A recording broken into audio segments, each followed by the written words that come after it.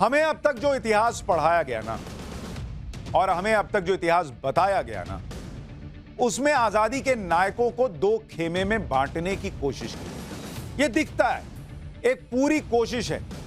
एक खेमे में गांधी नेहरू परिवार और उनके करीबियों को नायक बताकर पूरा इतिहास इसी पर लिख दिया गया कि इन्हीं की कोशिशों से देश को आजादी मिली, और दूसरे खेमे में उठाकर डाल दिया गया सुभाष चंद्र बोस, पटेल, सावरकर जैसे नायक, जिन्हें लेकर एक अलग ही नैरेटिव बनाया जाता है। कुछ के बारे में तो बताया नहीं जाता और कुछ के बारे में गलत और अधूरा बताया जाता है। खास तौर पर सावरकर को लेकर आजकल खूब राजनीति हो। वीर सावरकर को भला बुरा कहने में ही पूरा जोर लगाया जाता है, जिसमें यह एजेंडा सेट किया गया कि सावरकर जैसे नेता आजादी के संघर्ष के दौरान देश के साथ नहीं बल्कि अंग्रेजों के साथ खड़े थे, यह दिखाने का प्रयास किया गया। लेकिन आज कांग्रेस का स्थापना दिवस है और मुझे लगा कि जो कांग्रेस किसी अंग्रेज ने स्थापित की थी, जिसे गांधी जी चाहते थे कि आजादी के बाद खत्म कर दिया जाए, इतिहास सिर्फ उस कांग्रेस तक सीमित नहीं है। इतिहास उससे कहीं आगे पीछे बहुत कुछ है, और इसलिए हमें लगा कि इतिहास के साथ छेड़छाड़ करके खेमेबंदी करने वाले कि एक तरफ हीरो दूसरी तरफ विलन बताने वाले ऐसे लोगों की पोल खोलनी चाहिए इसी कांग्रेस के स्थापना दिवस के दिन। देखिए, कुछ लोगों ने सावरकर को विलेन साबित करने के लिए आजकल नेताजी सुभाष चंद्र बोस का नाम लेना शुरू किया, और नेताजी सुभाष चंद्र बोस और वीर सावरकर को एक दूसरे के खिलाफ खड़ा कर दिया गया। सावरकर के खिलाफ नैरेटिव बनाने के लिए सावरकर के विरोधी नेताजी सुभाष चंद्र बोस के 1943 के एक बयान का जिक्र करते हैं। सुभाष चंद्र बोस का यह बयान, जो किताब है selected speeches of Subhash Chandra Bose में भी छपा है। अच्छा, ये कौन सा बयान यूज करते हैं जिसमें सुभाष चंद्र बोस कह रहे हैं कि मैं मिस्टर जिन्ना, मिस्टर सावरकर और उन सभी नेताओं से जो अभी भी अंग्रेजों के साथ समझौता करने के बारे में सोचते हैं, उनसे एक बार यह महसूस करने का अनुरोध करूंगा कि आने वाले समय में कोई ब्रिटिश साम्राज्य नहीं होगा। भारत की आजादी की लड़ाई लड़ रहे सभी व्यक्तियों, समूहों या पार्टियों का कल के भारत में एक सम्मानित स्थान मिलेगा। आजाद भारत में ब्रिटिश साम्राज्यवाद के समर्थकों का कोई अस्तित्व नहीं होगा। अब आप देखिए, इस बयान का इस्तेमाल किया जाता है कि भाई देखिए, सावरकर साहब तो अंग्रेजों के साथ समझौता करने वाले थे। यही वर्ड, अभी ये वर्ड जो आपको बता रहा हूं, इसको पकड़ के चलिएगा, ये बड़ा काम का वर्ड है, क्योंकि सारा नैरेटिव कैसे सेट होता है आपको समझ में आएगा। इतिहास को कैसे बताया जाता है अपने हिसाब से, वो इन लोगों ने कैसे किया है, उसको देखिएगा। इस वर्ड का इस्तेमाल किया जाता है कि देखिए, सुभाष चंद्र बोस कह रहे हैं कि सावरकर और जिन्ना को सोचना चाहिए कि अंग्रेजों के साथ समझौता करना है कि नहीं। इसका मतलब वीर सावरकर जो है वो तो अंग्रेजों के साथ समझौता करने वाले थे, ये नैरेटिव बना दो, बोस साहब का एक स्टेटमेंट ले लो। लेकिन इस बयान में सुभाष चंद्र बोस ने सावरकर के साथ जिन्ना का भी नाम लिया है और कहा कि ये अंग्रेजों से समझौता करने के बारे में सोचते हैं। ये एक सामान्य बयान। अभी ये समझौता वर्ड वो किसके किसके लिए यूज करेंगे, ये अभी आपको आगे बताऊंगा, तो सावरकर विरोधियों के कान से धुआं फेंकेगा। तो थोड़ा ठंड में भी पंखा चला के रखिए, वरना आंख के आगे धुआं आ जाएगा तो दिखेगा नहीं क्या क्या दिखाने वाला। इसी समझौता वर्ड को याद कीजिएगा, इसको जेब में रखिए। अभी निकालूंगा इतिहास के पन्ने। सुभाष चंद्र बोस के बयानों का जिक्र करने वाली किताब selected speeches of Subhash Chandra Bose से सावरकर वाला चैप्टर तो उठा लिया गया, स्टेटमेंट उठा लिया गया, लेकिन इसके आगे के पन्ने या तो पढ़े नहीं गए या फिर पढ़कर भी जानबूझकर धीरे से आगे पलट दिया, अनदेखी कर दी गई, या आपको पढ़ाया नहीं गया, क्योंकि उन लोगों के नैरेटिव को सूट नहीं करता जो सावरकर के खिलाफ अभियान चलाते रहते। इनमें खास तौर पर वामपंथी विचारधारा वाले लोग शामिल हैं। लेकिन सुभाष चंद्र बोस के जिस बयान को ये वीर सावरकर के खिलाफ अपने प्रोपेगेंडा का हथियार बनाते हैं, उन्हीं सुभाष चंद्र बोस ने 1943 में कम्युनिस्टों के बारे में, वामपंथियों के बारे में क्या कहा था, आपको सुनना चाहिए। कम्युनिस्ट पार्टी ऑफ इंडिया के बारे में क्या लिखा था, वो भी selected speeches of Subhash Chandra Bose में ही रिकॉर्डेड है, वहीं पन्ने में है, लेकिन ये वामपंथी नहीं बताते, ये मैं आपको बताऊंगा। इसी किताब में सुभाष चंद्र बोस ने लिखा गया है कि सोवियत संघ और जर्मनी के बीच जो युद्ध चल रहा है, सेकंड वर्ल्ड वॉर, इसकी शुरुआत के बाद से कम्युनिस्ट पार्टी के समर्थकों की संख्या कम होती जा रही है, क्योंकि कम्युनिस्ट पार्टी ऑफ इंडिया ने सोवियत संघ के सहयोगी ब्रिटेन का समर्थन करने का फैसला किया। यानी सुभाष चंद्र बोस ये मानते थे कि कम्युनिस्ट पार्टी ब्रिटेन का समर्थन कर रही थी, जिसकी वजह से भारत में कम्युनिस्ट पार्टी की लोकप्रियता कम हो रही थी। तो वामपंथी ये नहीं बताते कि हम तो खुद खड़े थे ब्रिटेन के साथ दूसरे वर्ल्ड वॉर में। क्यों खड़े थे भैया, अगर ये देश को आजादी दिलानी थी? ये वाला बयान नहीं बताते। अच्छा, इन लोगों को आज ये भी जान लेना चाहिए कि उस दौर के वामपंथी नेताओं के बारे में सुभाष चंद्र बोस की राय क्या थी। इसी selected speeches of Subhash Chandra Bose की किताब में 1941 के दौर में सुभाष चंद्र बोस कहते हैं कि भारत में ब्रिटिश सरकार ने एमएन रॉय जैसे कम्युनिस्ट नेताओं का भी भरपूर इस्तेमाल किया, जो अपने आप को ब्रिटिश सरकार के हाथों बेचने तक को तैयार थे। लेफ्ट के बड़े नेता, कम्युनिस्ट नेता एमएन रॉय के बारे में सुभाष चंद्र बोस कह रहे हैं कि ये तो अपने आप को ब्रिटिश सरकार के हाथों बेचने तक को तैयार थे।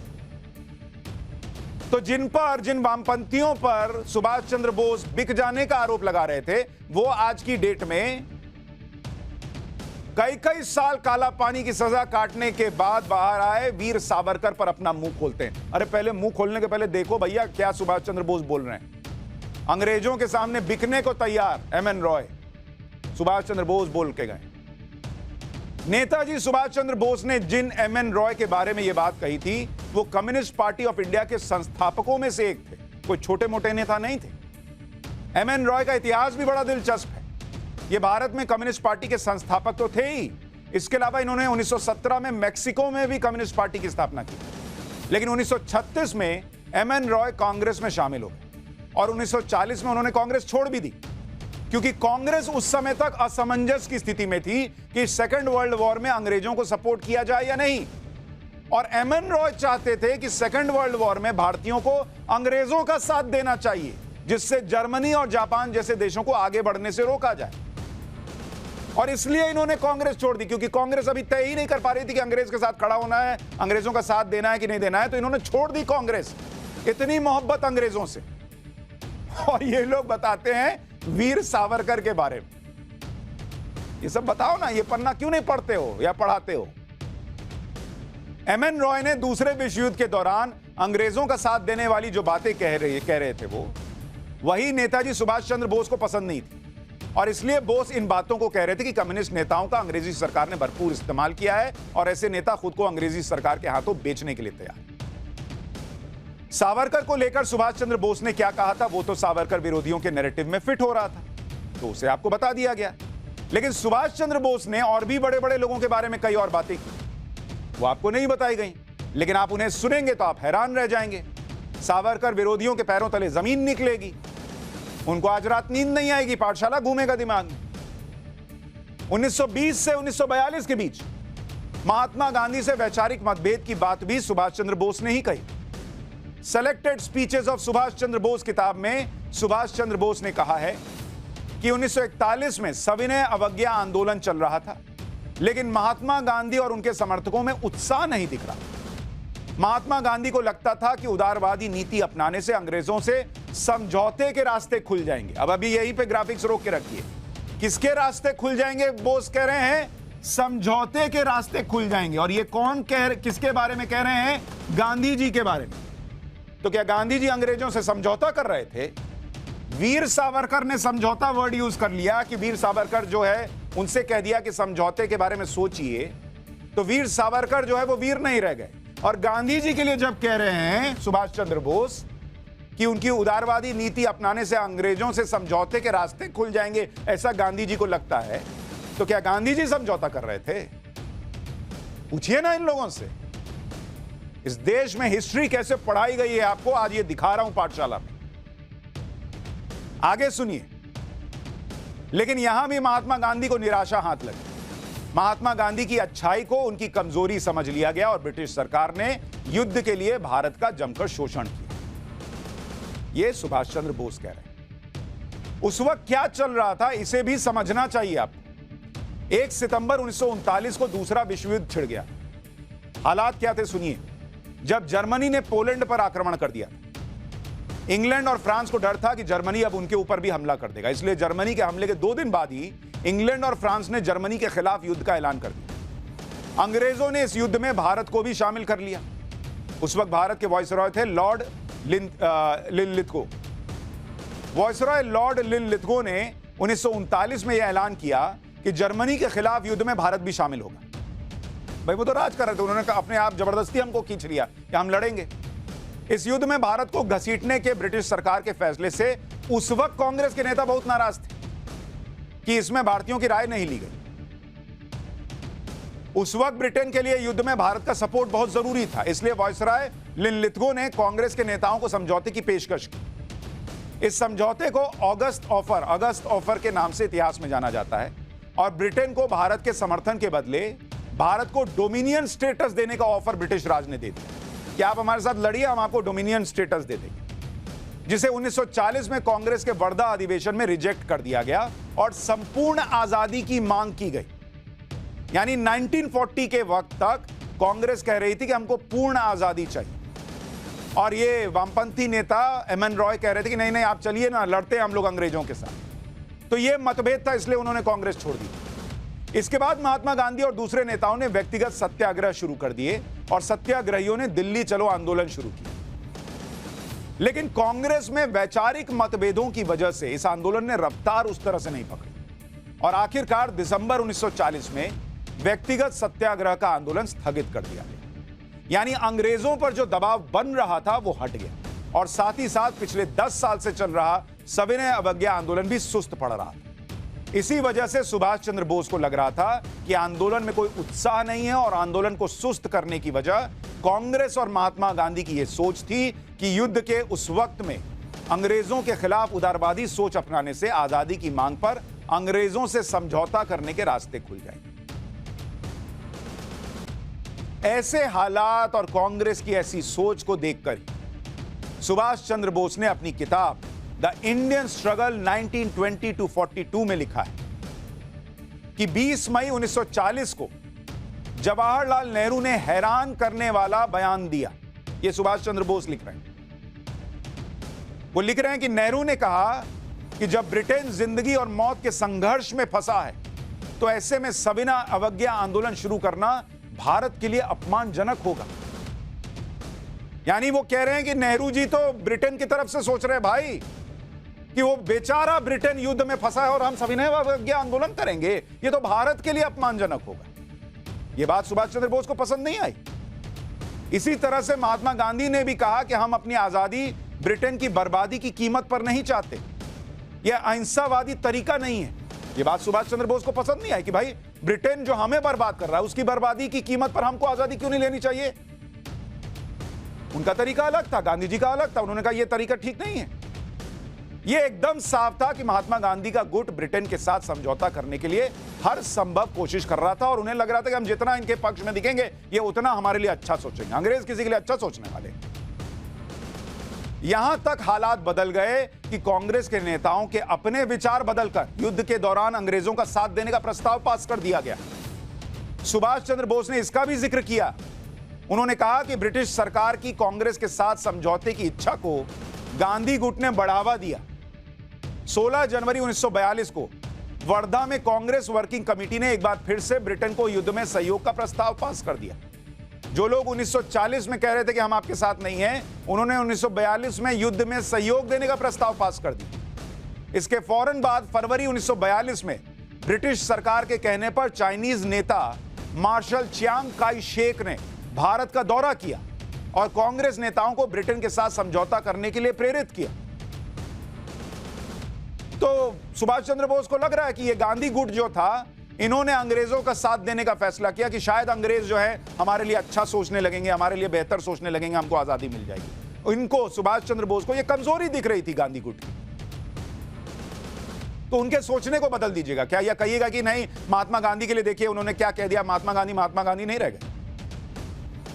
इस समय दूसरा विश्व युद्ध चल रहा था और इस युद्ध में ब्रिटेन बुरी तरह से घिरा हुआ था। गांधी जी और कांग्रेस नेता नहीं चाहते थे कि ऐसे माहौल में ब्रिटेन का विरोध किया जाए। सुभाष चंद्र बोस को लग रहा था यही परफेक्ट टाइम है, ये घिरा हुआ है, इसको अभी घेर दो, इसको घुटने पे ले आओ। ये सारी बातें जो बता रहा हूं सुभाष चंद्र बोस कहकर गए और जो रिकॉर्ड में ही हैं, इससे कोई इनकार नहीं कर सकता। दूसरे विश्व युद्ध में भारत को घसीटने से भारत को कितना नुकसान हुआ, इसके बारे में आप सुनेंगे तो हैरान रह जाएंगे। जिस कांग्रेस पार्टी ने कह दिया कि हम अंग्रेजों के साथ मिलकर लड़ेंगे, उनका साथ देंगे, आप सुनिए दूसरे विश्व युद्ध में, सेकेंड वर्ल्ड वॉर में हमारा क्या हाल हुआ। सेकेंड वर्ल्ड वॉर WW, 87,000 सैनिक शहीद हुए, भारत शहीद हो गए। और ये हमारे अपने भारतीय थे। भारत के 87,000 सैनिक शहीद हुए, और किसके लिए हुए? उन अंग्रेजों के लिए जो हम पर राज कर रहे थे। और ये बात सुभाष चंद्र बोस को पसंद नहीं आ रही थी। वो कह रहे थे इनके लिए हम लड़ेंगे, इनके लिए हम मरेंगे, ये तो हमको ऑलरेडी मार रहे हैं। तो तरीका अलग था। जिन अंग्रेजों से आजादी के लिए भारत में आंदोलन हो रहे थे, दूसरे विश्व युद्ध में हम उनके लिए लड़ रहे थे। नेहरू जी कह रहे थे कि भाई ये तो गलत टाइम है इनके साथ न जाने। इसमें भारत के 25,81,726 सैनिक शामिल हुए थे। इसके अलावा 1,40,00,000 भारतीय मजदूरों ने दिन रात एक करके युद्ध का सामान, राशन तैयार करने वाली फैक्ट्रियों को चलाए रखा। अगर भारत से इतनी मदद नहीं होती और भारतीयों को इस युद्ध में लगाया न जाता तो इंग्लैंड जर्मनी से युद्ध जीत नहीं पाता और बर्बाद हो जाता। और यही सुभाष चंद्र बोस को लग रहा था कि ये परफेक्ट टाइम है इनको घुटने पर लाने का अंग्रेजों को। इसी वजह से सुभाष चंद्र बोस कई बार गांधीवादी तरीकों पर सवाल उठाया करते थे। यहां तक कह दिया था कि गांधीवादी तरीकों को अंतर्राष्ट्रीय मामलों की समझ नहीं है। किताब द इंडियन स्ट्रगल 1920 to 42 में सुभाष चंद्र बोस ने 1938 के दौर का जिक्र करते हुए कहा कि भारत को फौरी तौर पर ब्रिटेन से समझौता न करने वाले ऐसे तरीकों की जरूरत थी जो महात्मा गांधी के तरीकों से ज्यादा प्रभावी। उनको लग रहा था गांधी जी के तरीके से नहीं हो पाएगा। गांधीवाद अहिंसा से जुड़ा हुआ है और इस वजह से ब्रिटेन के साथ समझौते पर विचार करता है। समझौते वर्ड बोला ना, पकड़ के रखिएगा, समझौते। इसके अलावा गांधीवाद में अंतर्राष्ट्रीय मामलों की उतनी समझ नहीं थी। सुभाष चंद्र बोस को लगता था कि इन लोगों को, गांधीवादियों को, अंतर्राष्ट्रीय मामले समझ में नहीं आ रहे कि कैसे ब्रिटेन फंसा हुआ है, इसको अभी घुटने पे ले आ। ये उनकी अपनी सोच थी, जिसकी वजह से वो उस वक्त चल रही अंतर्राष्ट्रीय आपदा को भारत की आजादी के लिए भुनाने का महत्व नहीं समझ पा रहे थे। इस समय एक ऐसी पार्टी की जरूरत है जो इन सारी कमियों को दूर कर सके और भारत को पूर्ण आजादी दिला सके। एक समय ऐसा भी आया था कि सुभाष चंद्र बोस यहां तक मानने लगे थे कि महात्मा गांधी भारत की आजादी की लड़ाई में एक बाधा है। विट्ठल भाई Patel life and times volume 2 में इसका जिक्र है। इस किताब में 1933 की एक घटना के बारे में बताया गया है जब सुभाष चंद्र बोस ने वियना में विट्ठल भाई पटेल से मुलाकात की थी। विट्ठल भाई पटेल सरदार पटेल के भाई थे और स्वतंत्रता के लिए लड़ाई लड़ रहे थे।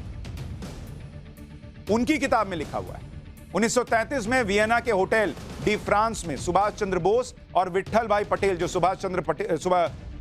माफ कीजिएगा वल्लभ भाई पटेल के भाई थे, उनकी मुलाकात होती। उस समय विट्ठल भाई पटेल बहुत बीमार थे। विट्ठल भाई पटेल ने गांधी की प्रतिरोध नीति के खिलाफ डिक्लेरेशन दिया और कहा कि भारत क्रांति के दौर में आ गया और हमें ज्यादा एक्टिव नीति की जरूरत है। मेरे युवा मित्र बोस खंजर की तरह घातक हमले के पक्ष में, लेकिन मेरा मानना है कि बहुत ज्यादा केयरलेस नहीं होना चाहिए। विट्ठल भाई पटेल के इस बयान पर सुभाष चंद्र बोस ने उनको टोका और कहा कि गांधी पुराने और बेकार फर्नीचर की तरह है। ये सुभाष चंद्र बोस कह रहे हैं गांधी पुराने और बेकार फर्नीचर की तरह हैं। उन्होंने अपने समय में अच्छा काम किया है, लेकिन अब वो एक बाधा है। ये सुभाष चंद्र बोस की सोच थी। इसका मतलब ये नहीं कि वो महात्मा गांधी का अपमान कर रहे हैं या उनको मानते नहीं है, लेकिन उनको ये लग रहा है कि जो उनका तरीका है, जिस तरह से भारत को आजादी मिल सकती है, वो गांधी जी के तरीके से मैच नहीं खा रही, सूट नहीं कर रही देश को। तो उनको लग रहा है कि गांधी जी ने अच्छा काम किया, लेकिन अभी वो देश के काम के नहीं है, वो देश के लिए बाधा बन रहे हैं। ये सुभाष चंद्र बोस को लगता था। तो इसका मतलब क्या कि गांधी जी क्या जो महत्व है इस देश की आजादी की लड़ाई में, वो खत्म हो जाएगा क्या? मैं ये बातें आपको इसलिए बता रहा हूं कि आपको समझ में आए कि कैसे हिस्ट्री के पन्ने छुपाए गए, बीच बीच से फाड़ दिए गए और अपने मतलब की चीजें काट छाट के आपको दिखाई गई। 1940 में सुभाष चंद्र बोस ने अपने भाई शरद बोस को कई चिट्ठियां लिखी थी, जिसमें गांधीवाद को लेकर अपनी राय रखी थी। शरद बोस भी आजादी के नायक थे और भारत की आजादी के लिए सुभाष चंद्र बोस के साथ मिलकर लड़ रहे थे। इन चिट्ठियों को नेताजी कलेक्टेड वर्क्स वॉल्यूम 10 में पब्लिश किया गया है। 24 अक्टूबर 1940 को शरद बोस को लिखे पत्र में सुभाष चंद्र बोस ने कहा कि पवित्र पाखंड, सुनिए जरा, पवित्र पाखंड, लोकतंत्र पर हमला करने वाले, विचित्र और समझ में ना आने वाले वो नियम जो गलत राजनीति के लिए प्रयोग किए गए, ये गांधीवाद का वर्तमान स्वरूप था और यह परेशान करने वाला, जिसकी वजह से कोई भी ये सोचने के लिए मजबूर होगा कि भारत को भविष्य में कौन ज्यादा नुकसान पहुंचाएगा, ब्रिटिश ब्यूरोक्रेसी या गांधी की हायरार्की। गांधीवाद पर सुभाष चंद्र बोस ने आगे कहा कि आदर्शवाद जो सच्चाई से दूर है और जिसका इकलौता उद्देश्य एक पवित्र कैरेक्टर के लिए भावनाओं का बुलबुला तैयार करना है, जो कि कभी भी अच्छे नतीजे नहीं दिला सकते।